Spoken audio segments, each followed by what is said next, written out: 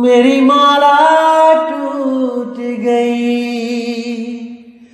मैं राम भजन से छूटी। भला हुआ मेरी माला टूट गई, मैं राम भजन से छूटी। मेरे सिर से टली बला, भला हुआ मेरी माला टूट गई, मैं राम भजन से छूटी। मैं राम भजन से छूटी। नमस्कार मेरे प्यारे भाइयों, मेरे परमात्मा के प्यारे जीव हंसों। मैं बंदी छोड़ से यही दुआ करूंगा कि आप सब मेरे भाइयों का विवेक इतना बढ़ जाए, इतना बढ़ जाए कि कोई भी काल का दूत या कोई भी अधूरा गुरु या कोई भी अज्ञानी जीव आपके सामने टिक भी ना पाए। इतना विवेक हो जाए आपको कि आप किसी भी अज्ञानी जीव को उसको जवाब दे सकें, उसको बता सकें कि अब आप अज्ञानी नहीं रहे, कि अब आप भ्रमित नहीं हो सकते। साफ बोल दो कि बहुत हो गया तुम लोग का अज्ञान, अब और नहीं, और नहीं। अब आप पर परमात्मा की दया हो चुकी है और आप दूध और पानी को अलग करना जान चुके हो। अब और पानी नहीं पी सकते दूध में मिला हुआ, इसीलिए आपको हंस बोला गया है। जो भी नीर शीर का निबेड़ा करे वो ही हंस है, ना कि आपको किसी पक्षी की जून में डालने के लिए हंस बोला गया है। इन अज्ञानियों ने तो अर्थ का अनर्थ ही किया है आज तक। तो मेरे भाई, अच्छी तरह ज्ञान को समझना है, तभी जन्म मरण से मुक्ति हो सकती है। पहले ज्ञान को समझो, अज्ञान का नाश करो, फिर उस समझे हुए ज्ञान पर प्रैक्टिकल करो। पहले थ्योरी क्लियर कर लो, फिर उस पे प्रैक्टिकल करो, तभी निर्णय ज्ञान आएगा सामने। तभी उस प्रैक्टिकल का परिणाम आएगा, जिसको परम मुक्ति कहते हैं। उस परिणाम के आने के बाद आप कभी भी किसी गर्भ में नहीं जाओगे, हमेशा हमेशा के लिए मुक्त हो जाओगे। वैसे तो मैं समझ सकता हूं मेरे भाइयों कि आप हर चीज समझ रहे हैं, क्योंकि पिछले 2 सत्संग जो मैंने किए थे उसके रिगार्डिंग इतने मैसेज आए हैं, इतने फोन आए हैं, उससे पता लग जाता है कि आप लोगों की जो विवेक शक्ति है वो बढ़ती ही जा रही है। और बहुत खुशी भी होती है, क्योंकि मेरे यहां सत्संग करने का एक ही मकसद है कि आपको इतना विवेकी बना दूं कि कोई भी काल का दूत आपको भ्रमित ना कर पाए। बल्कि मैं तो इन सब पाखंडों को जड़ से खत्म करके केवल सुरत को शब्द में लगवाने आया हूं। इसके अलावा सब काल जाल है। कुछ भी करोगे इसके अलावा, केवल और केवल गर्भ जून में ही आओगे। भरमते रहोगे, भटकते रहोगे, जन्मते और मरते रहोगे। अगर शब्द में सूरत को नहीं संभाला तो।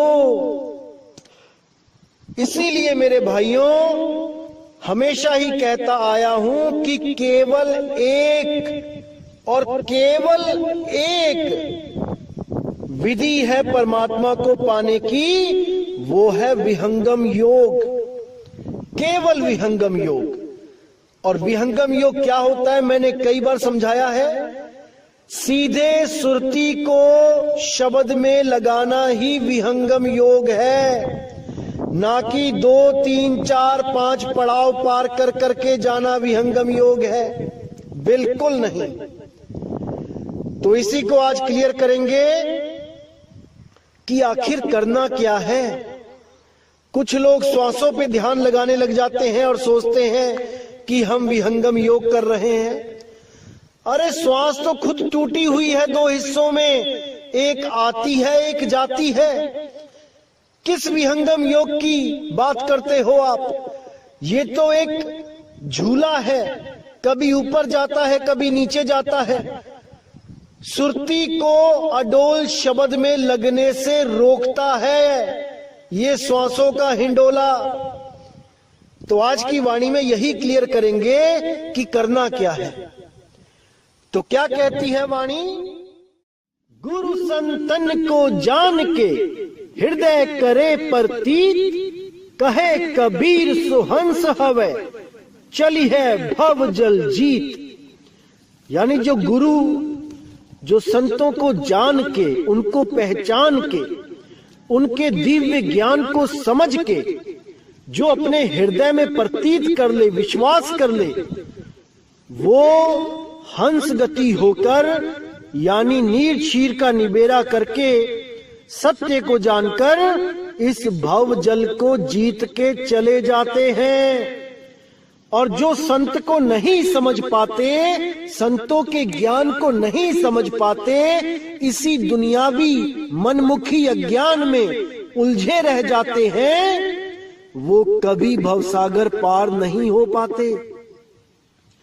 क्योंकि वो भवसागर को समझ ही नहीं पाते कि भवसागर होता क्या है। कोई कहता है भवसागर ही भगसागर है, भग। अरे मेरे भाई, भवसागर ये देह है। इस देह को जानो, ये देह किन तत्वों से बनी है। उन 5 तत्वों में अगर आपकी सुरती रमती है तो समझ लो आप भवसागर में ही हो। अगर आप श्वासों पे ध्यान लगाने लगे हो, श्वासों का अजपा जाप जपने लगे हो, तो आप भवसागर में ही हो। अगर आप त्रिकुटी में ध्यान लगाने लगे हो, इंगला पिंगला सुषमना में ध्यान लगाने लगे हो, तो भवसागर में ही हो आप। अगर आप नाभि में, कंठ में, हृदय चक्र में, मूल चक्र, गुदा चक्र में ध्यान लगाने लगे हो, नाम जपने लगे हो, तो भवसागर में ही हो आप भवसागर पार नहीं हो सकते। तो आगे कहते हैं, सतगुरु तहां आरती करहीं, सब तज जहां जाए पग धरहीं, चरणामृत साधन को लीजे, मुख पूजा कर अचवन कीजे। यहां कबीर साहब समझा रहे हैं कि जहां पर भी सतगुरु जाएं, वो गुरु जो सत्य का प्रचार कर रहा है वो भी सतगुरु होता है। कोई इस भ्रम में ना रहे कि केवल कबीर साहब को ही सतगुरु कहते हैं। ठीक है, सतगुरु कहते हैं, सत साहिब कहते हैं, लेकिन जिसको कबीर साहब चुन लेते हैं अपना प्रचार करने के लिए, वो भी सतगुरु ही होता है, वो असतगुरु नहीं होता है। इसको अच्छी तरह समझ लो। सतगुरु सोई सतनाम बतावे, बाकी गुरु कोई काम ना आवे। अब जो सतनाम है वो क्या है, उसको जानना है। उसको जनवाने वाला गुरु ही सतगुरु है। अब कुछ लोग क्या करते हैं, जो सोहंग के पुजारी हैं, वो सतनाम को सोहंग फिट कर देते हैं कि सतनाम ही सोहंग है। लेकिन कबीर साहब क्या कहते हैं, सोहंग सोहंग जपी मुआ, व्यर्था जन्म गवाया। यानी सोहम सतनाम नहीं है तो क्या है सतनाम, इसको जानना है। असल में सतनाम और कबीर साहब एक ही चीज है, लेकिन ये अज्ञानी गुरु नहीं समझ पाते इन बातों को। इसीलिए इन लोगों से बचने को कहा है कबीर साहब ने। तो साहिब कहते हैं झूठे गुरु को झटक दे, शिष्य शाखा को फूक, वाह में दोष जरा नहीं, शब्द कहा हम कूक। ये जितने भी अधूरे गुरु हैं और इनके लाखों करोड़ों शिष्य, कहते हैं शिष्य शाखा को फूक। ये लंबी लंबी लाइनें लगी हैं, फूक दे उनको, मतलब मोह भंग कर दे अपना वहां से कि देखो मेरे गुरुजी के पास कितनी संगत है, 1 करोड़ 2 करोड़ 5 करोड़। फूक दे उस संगत को। अब इसका मतलब ये नहीं है कि आग लगा के फूक दे, इसका मतलब है विवेक के द्वारा उनसे अलग हो जाओ, तभी कल्याण होगा। अन्यथा उन्हीं भेड़ की लाइनों में आप भी एक भेड़ बनके शामिल हो जाओगे। इसीलिए विवेक दिया जाता है ताकि आप उन भेड़ों की लाइनों से अलग खड़े नजर आओ, इसीलिए विवेक दिया जाता है। तो साहिब ने यहां पे साफ कह दिया कि जहां भी सतगुरु मिले उनकी आरती करो, उनके ऊपर तन मन धन निछावर करो, क्योंकि वही एक ऐसी हस्ती है जिनकी आपने सेवा करनी है। इस दुनिया में सतगुरु के अलावा और कोई इस लायक नहीं कि आप तन मन धन से उनकी सेवा करो। कुछ लोग सोचेंगे कि माता पिता क्यों नहीं, ठीक है माता पिता की भी सेवा करनी चाहिए, लेकिन माता पिता और सतगुरु का कोई मेल नहीं है। कबीर साहब कहते हैं माता पिता मिल जाएंगे 184 माही, सत भक्ति गुरु बंदगी फिर मिलेगी नहीं। यानी माता पिता तो हर जून में मिल जाएंगे, अगर आप गाय भेड़ बकरी भी बन जाते हो तब भी माता पिता आपको मिल जाएंगे, लेकिन किसी जून में सत भक्ति सेवा बंदगी नहीं मिलेगी। इसलिए इस जन्म में सतगुरु की सेवा कर लेनी चाहिए। तो आगे कहते हैं चरणामृत साधन को लीजे, मुख पुजाकर अचवन कीजे। यानी गुरु का चरणामृत लेना चाहिए और साधना करनी चाहिए। चरणामृत लेने का बहुत बड़ा महत्व होता है, इससे साधना में लगन लगती है, साधना बहुत अच्छी बनने लग जाती है गुरु का चरणामृत लेने से। तो ध्यान देने योग्य जो बात है यहाँ पे कि यहाँ पे सतगुरु की आरती करने को, उन पे तन मन धन अर्पण करने को, उनका चरणामृत लेने को और भोजन करवा के उनका मुख साफ करने के लिए पानी देने को, ये सब जो बातें बताई गई हैं ये किस गुरु के बारे में बताया गया है ये जानना है। जैसे कि आपको पता है कि कबीर साहब तो 5 तत्व के हैं नहीं जो वो भोजन करेंगे, क्योंकि वाणी भी प्रमाणित करती है कि पानी से पैदा नहीं श्वासा नहीं शरीर, अन्न आहार करते नहीं वाह को नाम कबीर। तो जब कबीर साहब अन्न आहार करते नहीं तो यहां पे सतगुरु किसके लिए लिखा गया है, विचार करना है। क्योंकि कई YouTube चैनल में ऐसे मनमुखी लोग सत्संग करने लग गए हैं और अपनी मनमुखी बातें बता के आप लोगों को भ्रमित करने लग गए हैं कि कबीर साहब के अलावा सतगुरु कोई लगा ही नहीं सकता। अरे यहां स्वयं कबीर साहब सतगुरु की उपाधि दे रहे हैं उस गुरु को, और उसका चरणामृत लेने के लिए भी बोल रहे हैं, और उनको भोजन करा के सेवा करने के लिए भी बोल रहे हैं। तो इसको अच्छी तरह समझ लो मेरे भाइयों, क्योंकि ऐसे निगुरे लोग आपको भी निगुरा बनाने में कोई कसर नहीं छोड़ेंगे।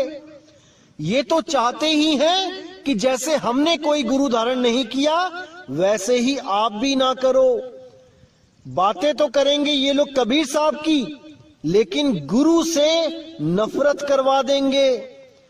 जबकि कबीर साहब ने साफ बोला है कि बिना गुरु के ज्ञान नहीं हो सकता। परमात्मा और गुरु अगर एक साथ भी खड़े होकर दर्शन दे दे तो गुरु के पहले चरण छुओ, साफ बोला है। लेकिन ये बातें इन लोगों के दिमाग में नहीं जाने वाली, क्योंकि ये अपने ही मन के द्वारा पूर्णतः भ्रमित हो चुके हैं, अपने ही मन से भ्रमित किए जा चुके हैं। अभी इनको यही नहीं समझ में आ रहा कि जो इनके अंदर से एक आवाज आती है कि नहीं गुरु धारण नहीं करना चाहिए, ये आवाज किसकी है। जिस दिन ये लोग इस आवाज को समझ गए कि किसकी है, उस दिन इनको रोते नहीं बनेगा। अभी तो हंसते हैं ये लोग, लेकिन जब इनको समझ में आ गया कि ये काल अंदर से प्रेरणा दे रहा था कि गुरु धारण मत करना, और इन्होंने उस काल की आवाज को मान लिया और इन्होंने जीवन भर गुरु नहीं धारण किया और केवल किताबें पढ़ के अपने आप ही उस सिद्धांत तक पहुंचने की कोशिश करी, जिसके लिए कबीर साहब ने कहा है कोटि जन्म का पंथ था, पल में दिया पहुंचाए, सतगुरु बड़े दयाल हैं, जो भेद दिया बतलाए। वो सतगुरु भेद बताता है, ये किताबों से भेद नहीं पता चल पाता, क्योंकि किताबों में वो भेद दिया ही नहीं गया है। 33 अरब ज्ञान हम भाखा, मूल ज्ञान गुप्त कर राखा। इन ग्रंथों में वो है ही नहीं जो तुम सोच रहे हो कि ग्रंथ को पढ़ के मुझे मूल ज्ञान समझ में आ जाएगा। इसलिए मेरे भाई विवेक लगाओ, विचार करो, अभी समय है, और ऐसे लोगों के चंगुल में मत फंसो। साहिब बंदगी।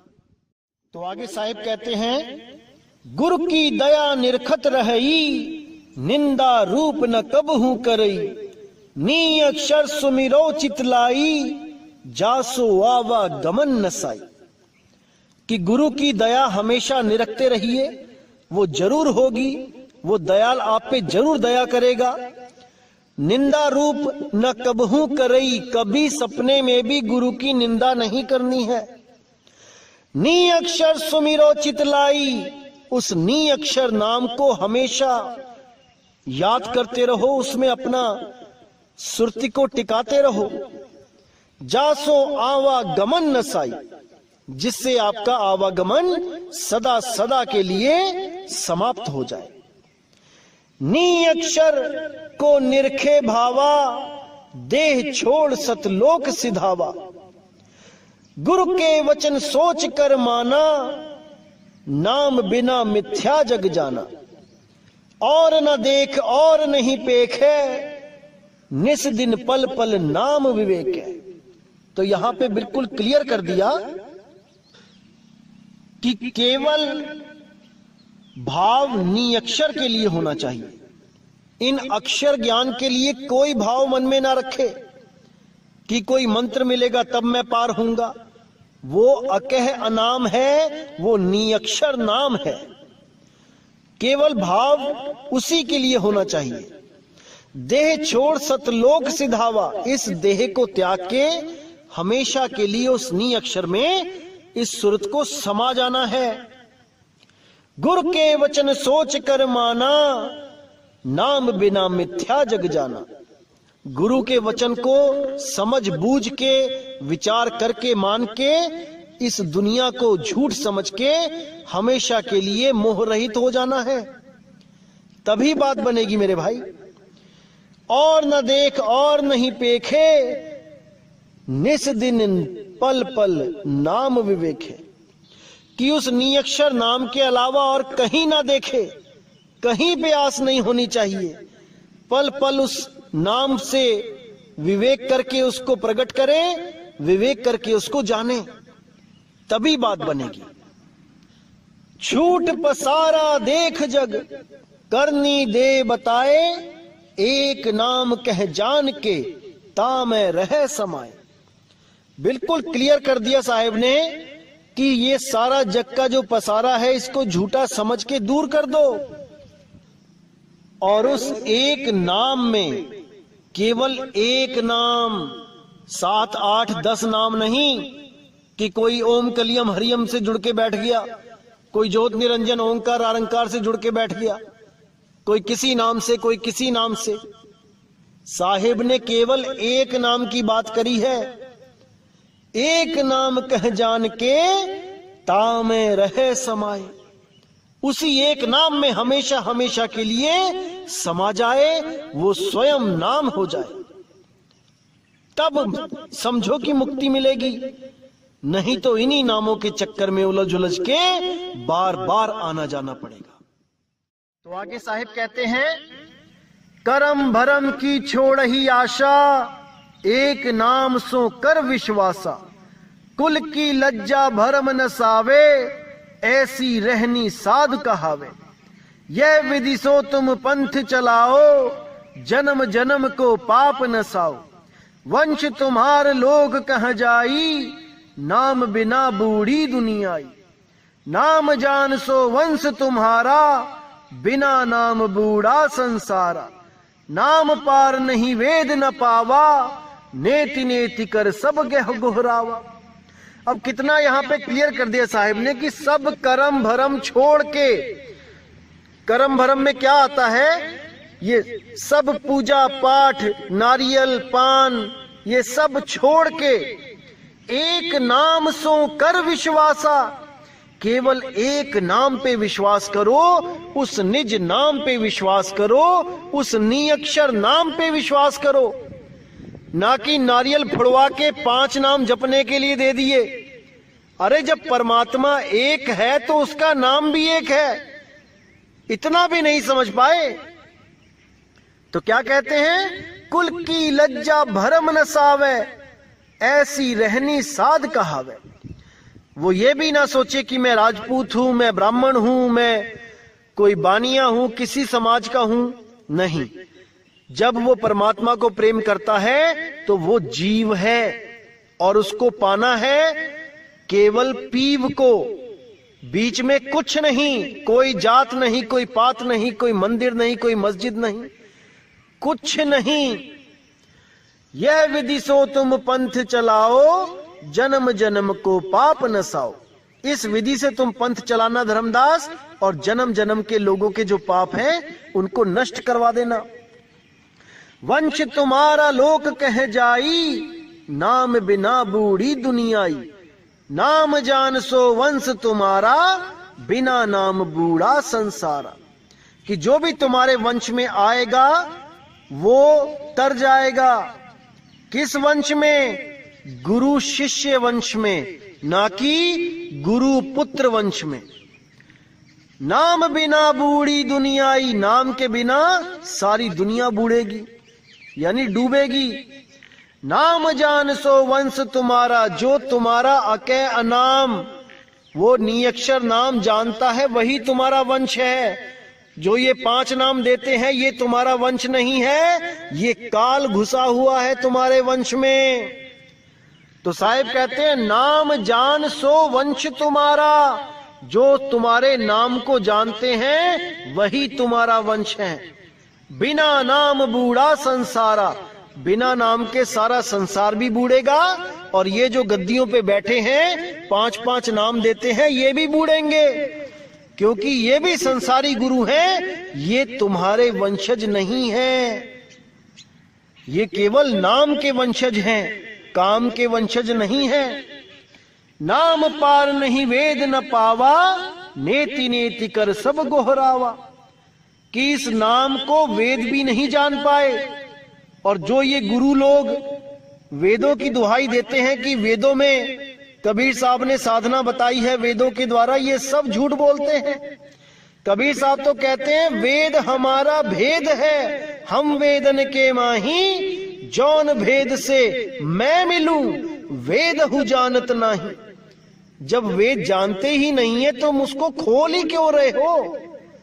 खोल के भी क्या मिलेगा? अगर कहीं चंद अक्षर ढूंढ भी लिए, कबीर कबीर कबीर लिखा हुआ, तब भी वो जानते नहीं है कबीर को। खोलना ना खोलना एक बराबर है। तो जब हम वेद, पुराण, गीता और भी कई ग्रंथ जब हम पढ़ते हैं, तो जैसे मैंने पुराण में भी दिखाया था कि वहां पर सोहंग नाम दिया हुआ था, मंत्र दिया हुआ था, और उसके कई हजार जाप करने की बात की गई थी। इसी प्रकार कई हजार जाप करने के बाद सोहंग के तब जीव ब्रह्म अवस्था को प्राप्त होता है। अब कुछ कबीर पंथी भी ऐसे हैं जो सोहंग नाम से, सोहंग अजपा जाप जपवा के परमात्मा प्राप्त करने का दावा करते हैं और श्वासों पे ही ध्यान लगाते हैं, श्वासों को ही सत्य मानते हैं, और ये दावा भी करते हैं कि कबीर साहब ने हमेशा श्वासों पे ही ध्यान लगाने की बात करी है, जबकि वो सत्य को नहीं जानते। कबीर साहब ने तो श्वासा को बंधन बोला है कि इस सांस के द्वारा ही जीव बंधन में है। अगर इस सांस से वो अपने आप को अलग कर ले तो इस जीव को पकड़ने वाला कोई नहीं। ये सुरती हमेशा के लिए जीव अवस्था से पीव अवस्था में प्राप्त हो जाएगी, चली जाएगी। लेकिन ये लोग नहीं जान पाए कि कैसे अलग करना है, और जो गांठ पहले से ही पड़ी हुई थी उसी गांठ को और मजबूत करने में लग गए, जबकि गांठ खोलनी थी। तो कैसे ये पवन के साथ सुरती का मेल हो जाता है और बंधन में आ जाता है, इसका जिक्र करते हुए कबीर साहब ने वाणी में क्या बोला है, आइए देखते हैं। तो साहिब कहते हैं, काया भरम भेद अधिकारा, नीर पवन दोई यस बैठारा, नीर नाम ते उत्पत्ति होई, नीर ही साधे मरे न कोई। यहां पे कबीर साहब काल जाल के बारे में बता रहे हैं कि कैसे काल ने जुगत लगा के इस जीव को उलझाया है। किन दो तत्वों में सबसे ज्यादा जीव को उलझा रखा है, वो है नीर और पवन। इन दोनों को अगर आपने समझ लिया और इनसे अलग होने की विधि जान ली तो समझ जाना मेरे भाई कि आप मुक्त हैं। तो क्या कहते हैं, काया भरम भेद अधिकारा, नीर पवन दोई अस बैठारा, नीर नाम ते उत्पत्ति होई, नीर ही साधे मरे ना कोई। यानी पानी के द्वारा जब बीज बनाया जाता है और पानी से ही सबको पैदा किया जाता है, तो वही काल का पहला जाल है, क्योंकि सारे शरीर पानी से ही पैदा किए जा रहे हैं। और पानी से पैदा करने के बाद दूसरा जाल क्या है, दूसर पवन अंग की धारा, तापर सोहंग सुरती बैठारा। उस पवन धार को जोड़ दिया जाता है इस जीव के शरीर से और उस पे सुरती, सोहंग सुरती को बैठा दिया जाता है। अब पवन पे कौन बैठा है, सोहंग सुरती, और वो उसको एक वाहन के रूप में चला रही है। जैसे आप मोटरसाइकिल के ऊपर बैठ के एक शहर से दूसरे शहर में जाओ तो मोटरसाइकिल तो जड़ है और आप चेतन हो, आप चला रहे हो इसलिए वो चल रही है। तो आप चला रहे हो इसलिए वो एक शहर से दूसरे शहर में जा रही है, और वो जा रही है इसलिए आप भी जा रहे हो। समझो इस बात को कि गाड़ी के ऊपर आप बैठे हो, आपकी वजह से गाड़ी चल रही है और गाड़ी की वजह से आप भी चल रहे हो। तो यही वो गांठ है जिसको खोलना है, क्योंकि पवन के द्वारा ही ये सुरती एक शरीर से दूसरे शरीर में जा रही है, एक गर्भ से दूसरे गर्भ में जा रही है। जिस गुरु ने दोबारा आपको इसी पवन से जोड़ दिया, ये कहकर कि तुम इस पवन से जुड़ जाओ, इस पवन से साधन करो, सुरती लगाओ इस पवन पे, तो समझ जाना मेरे भाई कि आपको उसने एक और गांठ में जोड़ दिया है। गांठ खोलने की जगह एक और गांठ मार दी वहां पे। अब आप सारी उम्र अलग नहीं हो सकते। इसीलिए सतगुरु क्या करते हैं, उस गांठ को खोल देते हैं। तो क्या बोलते हैं, दूसर पवन अंग की धारा, तापर सोहंग सुरती बैठारा। पवन भेद है अग में अपारा, आदि अंत सब कीन पसारा। यही पवन और जल, यही दोनों की वजह से इस आदि अंत का पसारा पड़ा हुआ है। ये दोनों खत्म हो जाएं तो यहां पर कोई जीव ना रह पाए। पवन डारी श्वासा अवगाहा, बिन सतगुरु पावै नहीं लाहा। अवगाहा का मतलब होता है बहुत गूढ़ भेद रहस्य। पवन डारी श्वासा अवगाहा, यानी इस पवन का भेद बताने वाला कोई बिरला ही गुरु होगा जो इस गूढ़ ज्ञान को बताएगा और इन दोनों जो भरम जाल हैं, पवन और जल, इन दोनों से आपको अलग कर देगा। बिन सतगुरु पावे नहीं लाहा, बिना सतगुरु के आप इन दोनों तत्वों से जुदा नहीं हो सकते। आप श्वासों से अलग हो ही नहीं सकते, बल्कि ऐसे गुरु मिलेंगे जो इन श्वासों के द्वारा आपको सूक्ष्म शरीरों की सैर करवाने लग जाएंगे। याद रखना मेरे भाइयों, सूक्ष्म शरीर में भले चले जाओ, लेकिन पवन का जो बंधन है वो वहां पे भी है। सूक्ष्म शरीरों में भी आप सांस लेते हो, वहां पे भी आप मुक्त नहीं हो, क्योंकि जहां पे भी सांस है वहां गिनती है, और जहां पे भी गिनती है वो काल का जाल है। क्योंकि श्वासें गिनती में ही मिलती हैं, चाहे स्थूल शरीर हो चाहे सूक्ष्म शरीर हो। हमने श्वासों के जाल से बाहर निकल जाना है और अनगिनत समय के लिए मुक्त हो जाना है, अमर हो जाना है। अमर हम हैं ही तो पहले से ही, लेकिन भरम जाल की वजह से, इन श्वासों की वजह से हम अमर नहीं महसूस कर पा रहे हैं अपने आप को। सब के सब इन श्वासों के जाल में हैं, इन श्वासों की गिनती के अधीन। तो इसीलिए मेरे भाई इन श्वासों से बाहर निकलना है, और आने वाले सत्संगों में मैं श्वासों का ये जो भरम जाल है ये बिल्कुल ही क्लियर कर दूंगा, आप बिल्कुल चिंता ना करें। तो दोस्तों आज का सत्संग यही समाप्त करते हैं, और बंदी छोड़ से यही अरदास करूंगा कि आप सब मेरे भाइयों का विवेक हमेशा हमेशा के लिए जाग जाए, ताकि कोई भी ऐसा कालदूत आपको भरमा ना पाए जो ये बोल के भ्रमित कर दे कि कबीर साहब भी श्वासों के जाप की बात करते हैं। ऐसा नहीं है भाई। तो इसी के साथ मुझे विदा करें। जय गुरु बंदी छोड़ वैराग साहिब, जय गुरु बंदी छोड़ साधु शरण साहिब, जय गुरु बंदी छोड़ बाबा मदन साहिब, मेरे बाबा नानक साहिब, मेरे गुरु रविदास जी, मेरे गुरु अंगद देव जी, मेरे बुल्ला शाह बाबा जी, सब संतों की जय हो। जय जय सतगुरु बंदी छोड़ सतगुरु सत्य कबीर साहिब की सदा ही जय हो, सदा ही जय हो मेरे मालिक की। साहिब बंदगी सतनाम।